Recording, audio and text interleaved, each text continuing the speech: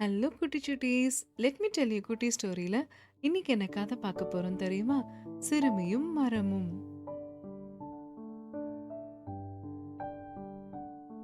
ஒரு அமைதியான புல்வெளி இருந்துச்சாம். அங்க பரந்த கிளைகள் போன்ற நல்ல சூப்பரான ஒரு மரம் அழகா இருந்துச்சாம். அது ரொம்ப பழமையான மரமா, ரொம்ப வருஷமா அங்கதான் இருக்கா. அதுக்கு கீழே மாயாக்கான்னு ஒரு அக்கா அவங்க புக்கு படிச்சுட்டு இருந்தாங்க. அவங்களுக்கு எப்ப பாரு மரத்தோட இருக்கிறதுனா ரொம்ப பிடிக்குமா. அப்ப ஒரு நாள் மாயாக்கா மரத்தை பார்த்து கேட்டாங்களா, நீ இவ்வளோ அழகா இருக்கியே, ரொம்ப ஸ்ட்ராங்கா, ரொம்ப ஷைனியா, சூப்பரா இருக்க பார்க்கவே, எப்படி உன்னால மட்டும் இருக்க முடியுது அப்படின்னு கேட்டாங்களாம். அதுக்கு அந்த மாயாக்காக்கு மரம் சொல்லிச்சா, என் கூட எப்பொழுதுமே 3 ஃப்ரெண்ட்ஸ் இருக்காங்க. அவங்க என்னை ரொம்ப நல்லா பார்த்துக்கிறாங்க. அவங்களால தான் நான் இவ்வளோ சந்தோஷமா இருக்கேன் அப்படின்னு மரம் மாயாக்கா கிட்ட சொல்லுச்சா. மாயாக்கா உடனே, இல்லையே, இங்க நீ மட்டும் தானே இருக்க, எப்படி உன்னோட 3 ஃப்ரெண்ட்ஸ்ன்னு சொல்ற, யார் யாரெல்லாம் உன்னோட ஃப்ரெண்ட்ஸு அப்படின்னு மாயாக்கா கேட்டாங்களாம். அதுக்கு உடனே அந்த மரம், நான் மட்டும் இங்க இல்ல, என் கூட மழை இருக்கு, சூரியன் இருக்காங்க, அப்புறம் என்ன நல்லா வளமா வச்சுக்கிறதுக்கான மண் எப்பொழுதும் என் கூடயே இருக்கு அப்படின்னு அந்த மரம் சொல்லிச்சான். உடனே அடுத்த நாள் வந்தாங்களா காலையில. அப்ப அவங்க பார்த்தாங்களா, அந்த மரத்தோட இலையெல்லாம் அழகா அந்த சூரியனை பார்த்தோன்னே சிரிச்சுக்கிட்டே அந்த வார்மான சூட வாங்கிக்கிச்சான். அதுக்கப்புறம் அடுத்த நாள் வந்து பார்த்தா மழைச்சோன்னு பெஞ்சிட்டு இருந்துச்சாம்.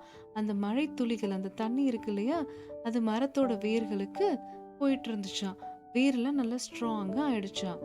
உடனே மண்ணை வந்து அவங்க என்ன பண்ணாங்க அப்படின்னா, அந்த மரத்துக்கு கீழே தோண்டி பார்த்தாங்களாம். தோண்டி பார்த்தா வேரெல்லாம் அவ்வளோ ஸ்ட்ராங்கா சூப்பரா நரிஷிங்கா இருந்துச்சா அந்த மரம். அப்போ உடனே மாயாக்கா சொன்னாங்களா, ஆமா ஆமா மரமே, நீ சொன்னது கரெக்ட் தான், உன் கூட 3 ஃப்ரெண்ட்ஸும் உன்னை ரொம்ப நல்லா பத்திரமா பாத்துக்கிறாங்க, அதனாலதான் நீ ஸ்ட்ராங்கா இருக்க அப்படின்னு சொல்லி மாயாக்கா ஒத்துக்கிட்டாங்களாம்.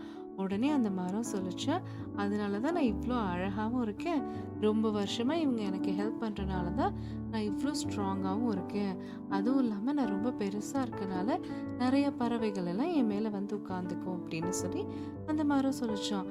ஒரு நாள் ரொம்ப புயல், பயங்கர புயலா இருந்துச்சான். மாயாக்காக்கு ரொம்ப பயமாயிடுச்சான். என்ன பண்றதுன்னே தெரியலையா. உடனே அந்த மரம் சொல்லிச்சா, நீ கவலைப்படாத மாயா, என்னோட நண்பர்கள் என்னை எப்படி பாத்துக்கிறாங்களோ அதே மாதிரி உன்னை நான் பத்திரமா பார்த்துப்பேன், என்கிட்ட வந்துடு அப்படின்னு சொல்லி அந்த மரம் சொல்லிச்சான்.